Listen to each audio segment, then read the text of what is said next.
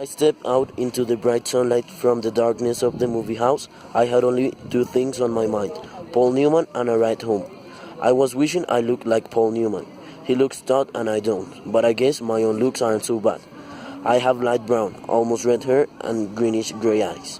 I wish they were more gray because I hate most guys that have green eyes, but I have to be content with what I have. My hair is so longer than a lot of boys wear theirs, squared off in a back and long at the front and sides. But I am a greaser and most of my neighborhood rarely bothers to get a haircut. Besides, I look better with long hair. I had a long walk home and no company, but I usually loan it anyway, for no reason except that I like to watch movies undisturbed so I can get into them and leave them with the actors. When I see a movie with someone, it's kind of uncomfortable, like having someone read your book over your shoulder. I'm different that way. I mean, my second oldest brother, Soda, who is 16 going on 17, never cracks a book at all. And my oldest brother, Daryl, who will dairy, works too long and hard to be interested in a story or drawing a picture. So I'm not like them. And anybody in our gangs digs movies and books the way I do. For a while there, I thought I was the only person in the world that did, so I loaned it. Soda tries to understand, at least, which is more than Dari does. But then, Soda is different from anybody. He understands everything, almost. Like he's never hollering at me all the time the way Dari is. Or treating me as if I was 6 instead of 14. I love Soda more than I've ever loved anyone, even mom and dad. He always happy, going, looking, and grinning. While Darius hard and firm and rarely grins at all. But then Darius gone through a lot in his 20 years, growing up too fast. Soda Pop, I'll never grow up at all. I don't know which way is the best. I'll find out one these days. Anyway, I went on walking home, thinking about the movie, and then I suddenly wishing I had some company. Greasers can't walk alone too much or they'll get jumped. Or someone will come by and scream greaser at them, which doesn't make you feel too hot, if you know what I mean. We get jumped by the Sox. I'm not sure how you spell it, but it's the abbreviation for the socials, the jet set, the West Side rich kids. It's like the term greaser, which is used to class all us boys on the East Side. We're poorer than the Sox and the middle class. I reckon we're wilder too. Not like the Sox. We jump greasers and wreck houses and throw beer blasts for kicks and get editorials in the paper for being a public disgrace one day and a asset to society the next. Greasers are almost like hoods. We steal things and drive old soaked cars and hold up gas stations and have a gang fight once in a while. I don't mean I do things like that. Derek will kill me if I go into trouble with the police. Since mom and dad were killed in the auto wreck, the three of us get to stay together only as long as we behave. So Sue and I stay out of trouble as much as we can. And we're careful not to get caught when we can't.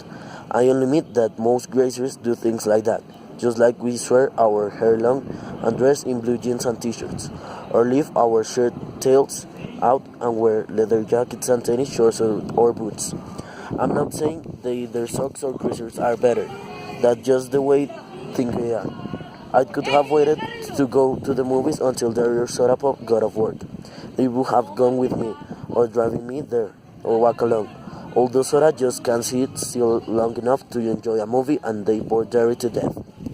Derry thinks his life is enough without inspecting other people's, or I could have gotten one of the gang to come along. One of the four boys, Derry and Soda, and I have grown up with and considered family. We are almost as closer as brothers. When you grow up in a tight neighborhood like ours, you get to know each other really well.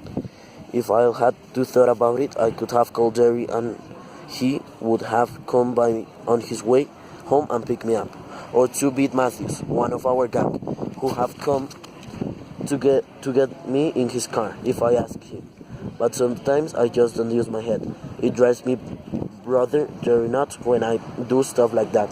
Because I'm supposed to be smart. I make good grades and have a high EQ and everything. But I don't use my head. Besides, I like walking. I about decided I didn't like it so much. Though, when I spotted the red Corvair trailing me, I was almost 2 blocks from home then, so I started walking like a little faster.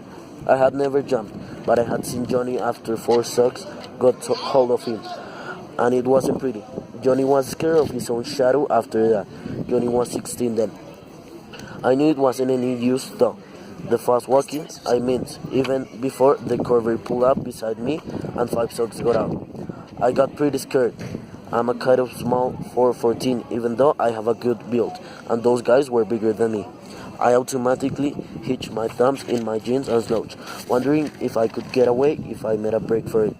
I remember Johnny, his face all cut up in bruise, and I remember how he had to cry when he found half conscious in the corner lot. Johnny had it awful, right at home. It looked a lot to make him cry. I was sweating something fierce, although I was cold. I could feel my palms getting clammy and the perspiration running down my back. I get like that when I'm real scared. I glanced around for a pop bottle or stick or something. Steve Randall, Soda's best buddy, had once held off 4 guys with a busted bottle. But there was nothing, so I stood there like a bunk on a long while they surround me. I don't use my head. They walk around slowly, silently, smiling. Hey, Gris, one said in an over-friendly voice. We're gonna do you a favor, Greaser. We're gonna cut all the long, greasy hair off. He had on a Madras shirt. I can still see it, blue Madras. One of them laughed, then cussed me out in a low voice. I couldn't think of anything to say. There just isn't a whole lot you can say while waiting to get mugged, so I kept my mouth shut. Need a haircut, Greaser? The medium-sized blonde pulled off a knife out of his back pocket and flipped the barrel open. I finally thought of something to say. No, I was waking up away from the knife. Of course, I backed right into one of them. They had me down in a second. They had my arms and legs pinned down, and one of them was sitting on my chest with his knees on my elbows. And if you don't think that hurts, you're crazy. I could smell English leather, shaving lotion, and steel tobacco, and I wondered foolish if I would suffocate before they did anything. I was so scared so bad, I was wishing I would. I fought to get loose, and I almost did for a second. Then they tightened up on me, and the one on my chest locked me a couple of times, so I lay still, staring on them between gasps. A blade was held against my brow. How do you like the haircut to begin, just below the chin? It occurred to me that then they could kill me. I went wild. I started screaming for soda, dairy, anyone. Someone put his hand over my mouth and I bit as hard as I could, tasting the blood running through my teeth. I heard a mother curse and got slugged again, and they were stuffing a handkerchief in my mouth. One of them kept saying, "Shut up! For Peter's sake, shut him up!" Then there were shouts at the pounding of feet, and the Sox jumped up and left me lying there gasping. I lay there and wondered what in the world was happening. People were jumping over me and running by me, and was too dazed to figure it out. Then someone had me under the armpits and was hauling me to my feet. It was Derry. "Are you all right, Pony Boy?" He was shaking me and I wished he'd stop. I was this enough away. I couldn't tell it was their thought, partly because of the boys and partly because Derry always rode with me without meaning to be. "I'm okay," quite shaking me. "Derry, I'm okay." He stopped instantly. "I'm sorry." He wasn't really. Derry isn't even sorry for anything he does. It seems funny to me that he should look just exactly like my father and act exactly the opposite from him. My father was only 40 when he died, and he looked 25, and a lot of people thought Derry and Dad were brothers instead of father and son. But they only looked alike. My father was never rode with anyone without meaning to be. Derry is 6'2" and broad-shouldered and muscular. He has dark brown hair that kicks out in front of a slightly colic in the back, just like that. But Derry's eyes are his own. He's got eyes that are like 2 pieces of pale blue green eyes. They've got a determined set to them, like the rest of him. He looks older than 20 now, cool and smart. He would be real handsome if his eyes weren't so cold.